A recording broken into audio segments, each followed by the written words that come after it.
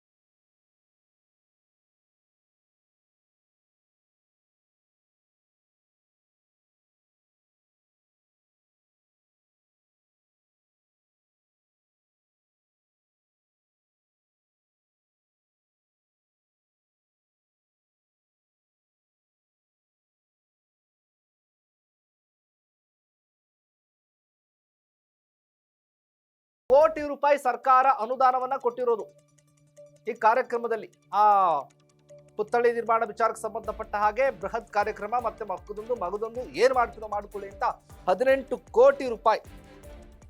ಆ 18 ಕೋಟಿ ರೂಪಾಯಿಯನ್ನ ಹೆಂಗ್ ಬಳಕೆ ಮಾಡ್ಕೊಂಡ್ರಿ ಇವರು? ಯಾವ್ದಕ್ ಬಳಕೆ ಮಾಡ್ಕೊಂಡ್ರಿ ಇವರು? ಏನ್ ಮಾಡೋದಕ್ಕೆ ಹೊರಟಿದಾರಲ್ಲಿ ಇವರು? ದ್ವೇಷ ರಾಜಕಾರಣ, ಕಚ್ಚಾಟ. ಬಳ್ಳಾರಿ ರಿಪಬ್ಲಿಕ್ ಆಫ್ ಬಳ್ಳಾರಿ, ಇಡೀ ಬಳ್ಳಾರಿನ ತಮ್ಮ ತೆಗೆದುಕೊಳ್ಬೇಕು ಅನ್ನೋದು, ಬಳ್ಳಾರಿ ನಮ್ಮ ಕೈವಶದಲ್ಲಿ ಇರಬೇಕು ಅನ್ನೋದು, ಬಳ್ಳಾರಿಯನ್ನ ನಾವು ಹೆಂಗಾದ್ರೂ ಮಾಡಿ ನಮ್ಮ ತೆಗೆದುಕೊಂಡು ನಾವು ಆಡಳಿತ ಮಾಡಬೇಕು ಅನ್ನೋದು. ರೆಡ್ಡಿ ವರ್ಸಸ್ ರೆಡ್ಡಿ ಇಬ್ಬರಿಗೂ ಕೂಡ ಇದೆ. ಇಲ್ಲಿ ರೆಡ್ಡಿಗೆ ಸಂಕಷ್ಟ. ಈಗ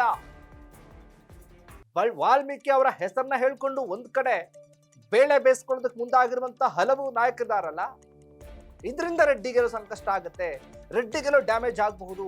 ರೆಡ್ಡಿ ಅವರೆಲ್ಲೋ ಕೂಡ ಎಡವಿದ್ರೆ ಹಾಗಾದ್ರೆ, ರೆಡ್ಡಿ ಅವರು ಏನೋ ಮಾಡೋದಕ್ಕೆ ಹೋಗಿ ಏನೋ ಮಾಡಿದ್ರೆ ಹಾಗಾದ್ರೆ, ಬೀಸೋ ದೊಣ್ಣೆಯಿಂದ ತಪ್ಪಿಸ್ಕೊಂಡ್ರೆ 100 ವರ್ಷ ಜೀವನ ಮಾಡ್ಬೋದು, 1000 ವರ್ಷ ಬದುಕ್ಬೋದು ಅನ್ನೋ ಗಾದೆ ಮಾತಿದೆಯಲ್ಲ, ಆ ಲೆಕ್ಕಾಚಾರಕ್ಕೆ ಹೋಲಿಕೆ ಮಾಡ್ಕೊಂಡ್ರೆ ಅದು ಯಾವುದು ತಪ್ಪಲ್ಲ. ಅಲ್ಲಿ ಕೇಳಿಸ್ಕೊಳ್ಳಿ, ಆ ರೀತಿ ನಡ್ಕೊಂಡಿಲ್ಲ. ಇಲ್ಲಿ ಏನೋ ಮಾಡೋದಕ್ಕೆ ಹೋಗಿ ಏನೋ ಮಾಡಿದ್ದು ಮಹಾರಾಯ ಅನ್ನೋಗಾಗಿದೆ ಈಗ.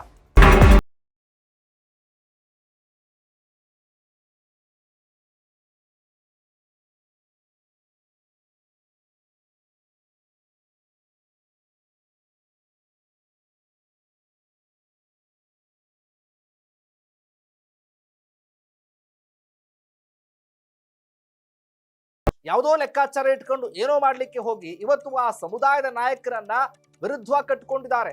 ಆ ಸಮುದಾಯವನ್ನೇ ಕೂಡ ವಿರುದ್ಧವಾಗಿ ಕಟ್ಟಿಕೊಂಡಿದ್ದಾರೆ. ವಿರುದ್ಧ ಆ ವಿರೋಧ ಏನಾಗಬಹುದು? ರೆಡ್ಡಿ ಅವರಿಗೆ ಮುಂದಿನ ದಿನಗಳಲ್ಲಿ ಏನ್ ಕಾದಿರಬಹುದು? ಹಾಗಾದ್ರೆ ರೆಡ್ಡಿ ಮಾಡಿದಂತ ಎಡವಟ್ಟುಗಳೇನೇನು? ಆ ನಾಯಕ ಸಮುದಾಯದ ಮತಗಳೇನಾಗಬಹುದು? ಬಳ್ಳಾರಿ, ಇಡೀ ಬಳ್ಳಾರಿ ನಂದು, ಗಣಿ ಮಾಡಿ ಹಂಗ ಮಾಡ್ತೀನಿ, ಹಿಂಗ ಮಾಡ್ತೀನಿ, ಜನರು ಹಾಗೆ ಮಾಡ್ತೀನಿ, ಹೀಗೆ ಮಾಡ್ತೀನಿ, ಲೂಟಿ ಮಾಡಿದವ್ರು ಯಾರು? ಬಳ್ಳಾರಿಯ ರಾಜಕಾರಣ ಹೇಗಿದೆ? ಬಳ್ಳಾರಿಯಲ್ಲಿರುವಂತ ಜನರ ಅಭಿಪ್ರಾಯ, ಅನಿಸಿಕೆ ಏನಿದೆ? ಬಳ್ಳಾರಿಯಲ್ಲಿ ಏನಾಗ್ತಾ ಇದೆ ಹಾಗಾದ್ರೆ?